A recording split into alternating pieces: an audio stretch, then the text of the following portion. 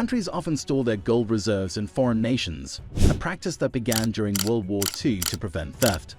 Post-war, several governments, lacking secure storage facilities, chose to keep their gold in a network of banks in countries renowned for their robust security measures.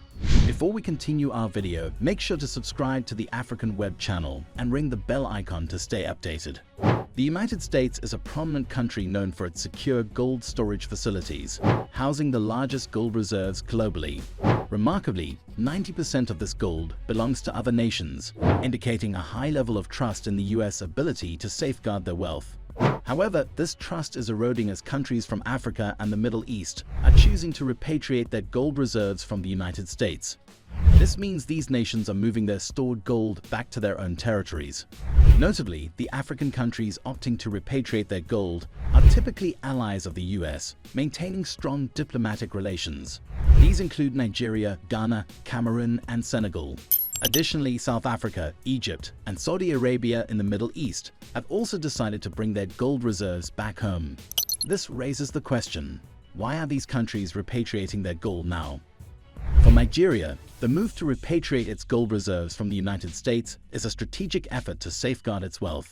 The Nigerian media outlet, State Journal, reports that this decision stems from growing concerns about the U.S. economy's downturn.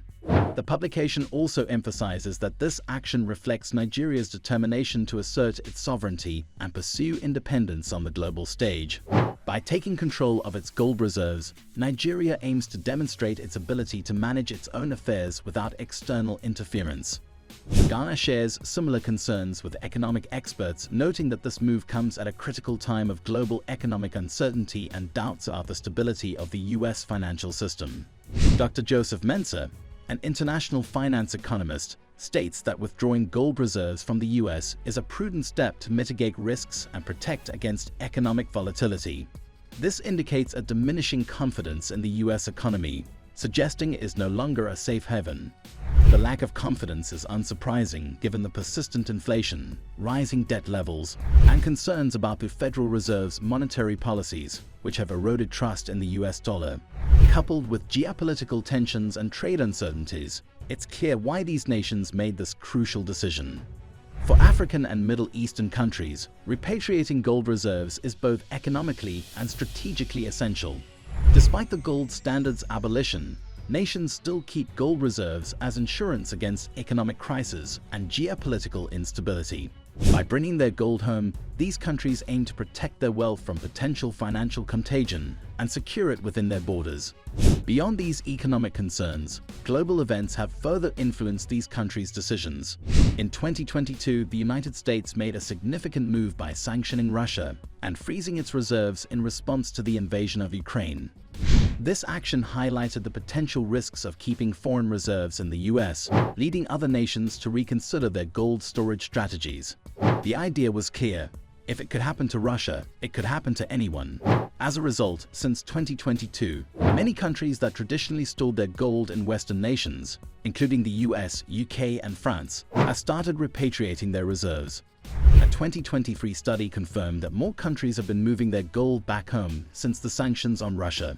Jonathan Odd, president and CEO of Dakota Gold Corp., explained that there is a noticeable shift from west to east in gold storage. He stated, historically, a lot of Western countries were where gold was stored, but this is changing due to the Russia-Ukraine situation and U.S. sanctions on Russia. Odd added that many countries are now saying, "We've seen a playbook. We don't want our gold stored in other countries where it can be confiscated if we do something against your foreign policy." This growing awareness and strategic shift help explain why these countries are moving their gold reserves from the U.S. back to their own territories. Another significant factor driving countries to repatriate their gold is the influence of BRICS. Led by China and Russia, BRICS is promoting a shift away from the dollar and towards a multipolar world. China and Russia are encouraging countries, especially in the global south, to use local currencies for international trade instead of the dollar. Recently, China and Russia signed an agreement to conduct $260 billion worth of trade without using any American dollars. According to this agreement, payments for commodities between the two nations will be settled in Chinese yuan and Russian rubles. Reports indicate that 95% of this trade will be settled in yuan, with the remaining 5% in rubles and euros. Additionally, BRICS is working on creating its own currency, which experts believe will likely be backed by gold. Since 2023, BRICS members have been amassing large quantities of gold, anticipating significant developments. Many countries that recently announced plans to repatriate their gold from the US, such as Nigeria and Senegal, are either aspiring to join BRICS or are already members, like Egypt and Saudi Arabia. This interconnectedness raises an important question. Will these countries successfully retrieve their gold? To answer this, let's examine Germany's experience. During the Cold War, Germany stored a significant portion of its 3,378 tons of gold in New York, London, and Paris to prevent it from falling into Soviet hands. In the wake of the 2012 U.S. subprime crisis and the Eurozone debt crisis, Germany called for an audit of its gold in 2013. Approximately 1,536 tons were stored in a vault 15 meters below sea level. A leaked report from Germany's Federal Audit Office revealed that the Federal Reserve Bank of New York refused to allow German staff to even view the gold, sparking suspicions that the U.S. had either sold or lent out the gold, or that the vault was empty. These suspicions led to demands for the return of Germany's gold. After prolonged delays and secret meetings, the U.S. agreed to return the gold, but stated it would take 7 years. By 2017, Germany reported that it had retrieved half of its gold from the U.S. However, rumors persist that the delay was because the U.S. had sold Germany's gold bars years ago and had to quickly buy some back when Germany requested their return.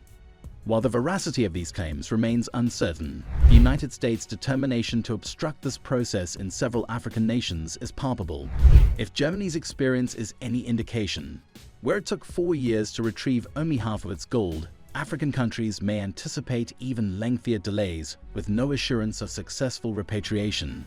These unfolding events serve as a testament to the gradual erosion of the United States' global leadership, signaling a shift in international dynamics.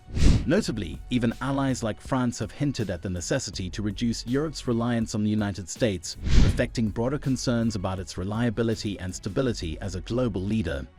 Looking ahead, the trajectory of the United States' global standing over the next decade remains uncertain. Will it sustain its current level of global influence, or will its dominance wane in the face of evolving geopolitical realities? The implications of these developments are particularly significant for African nations, especially those aligned with the United States. How they navigate this changing landscape and adapt to potential shifts in alliances will shape their future trajectories. Share your insights and perspectives on these crucial questions in the comments below. And don't forget to engage with the African Web channel by liking, subscribing, and sharing this video to foster meaningful discussions and access more thought-provoking content.